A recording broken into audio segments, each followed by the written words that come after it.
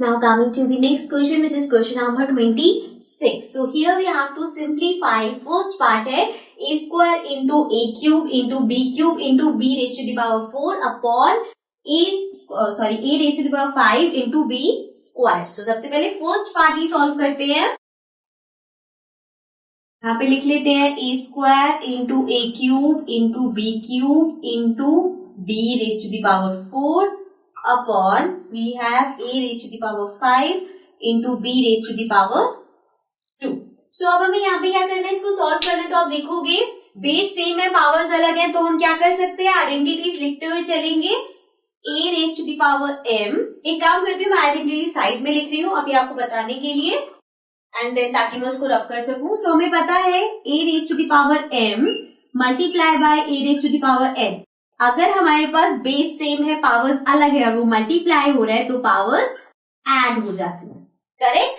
सो ये हो जाएगा a raise to the power 2 plus 3 हो जाएगा. 3 प्लस 2 इज 5 इंटू b. अब ये दोनों भी बेस सेम है, पावर्स अलग है. 4 प्लस 3 इज 7. सो ये आ गया b raise to the power 7 upon a raise to the power 5 into b raise to the power 2. Okay. So अब अगर हम यहाँ पे देखें तो हमारे पास क्या है, ऊपर अलग हो गए दोनों मल्टीप्लाई में, लेकिन डिवीजन में ऊपर भी a है, यहाँ पे भी a है. तो हम आइडेंटिटी यूज कर सकते हैं. अगर हमारे पास है a raise to the power n divided by a raise to the power n. Base same है, पावर्स अलग है, डिवाइड हो रहा है, तो पावर्स सबट्रैक्ट होती है. राइट. सो ये हो जाएगा a raise to the power 5 minus 5 into b raise to the power 7 minus 2. So a raised to the power 5 minus 5 is 0 into b raised to the power 7 minus 2 is 7 6 5. So a raised to the power 0 is 1. So ये आ गया 1 into b raised to the power 5. So b raised to the power 5 is the answer. Understand? So now moving to the next part, which is the b part. Identities मैं रब कर रही हूँ, आपको हर step में identities mention करनी पड़ेगी. Okay? Now moving to the b part. Or we can say the second part. We have a raised to the power 3 upon b raised to the power 4 and इसका square into b square upon a cube and इस पूरे का square.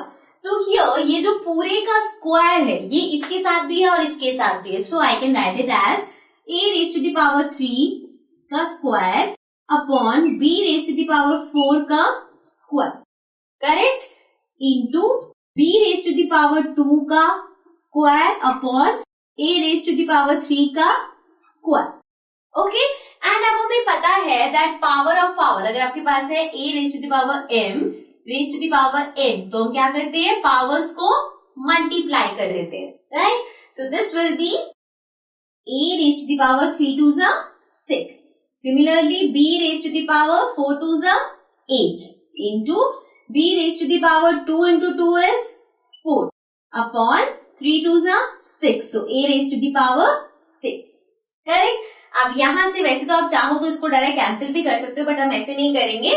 अब आप देखो again division में आ रहे हैं, ये भी b है, ये भी b है, ये a है, ये a है, तो ये डिवाइड हो रहे हैं. बेस सेम है, a raised to the power m divided by a raised to the power n में हम क्या करते हैं, m माइनस n. तो ये हो जाएगा a raised to the power 6 minus 6 into b raised to the power 4 minus 8. Right? So this will be again 6 minus 6 is 0. तो a raised to the power 0 आ गया into b raised to the power 4 minus 8. 4 minus 8 is minus 4. So ये आ गया minus 4. So 1 into b raised to the power minus 4. अब अगर power आपके पास exponent negative है, so I can write it as 1 upon b. अगर मैं इसको नीचे ले आऊंगी, अभी ये वाला 1 नहीं है तो मल्टीप्लाई करके ये ही आ गया.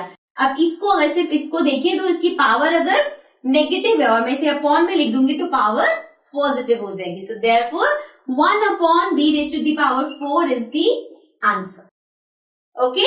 सो ये था हमारा सेकेंड पार्ट, एंड इसी के साथ हमने क्वेश्चन कंप्लीट कर लिया and also the sample paper. So this was the last question of the sample paper. I hope आपको सारे क्वेश्चन समझ आ रहे होंगे. These questions are really important, so आप इन क्वेश्चंस की प्रैक्टिस जरूर करना. Okay. So that's it from my side. I will be coming back again with some new questions. Till then take care and bye bye.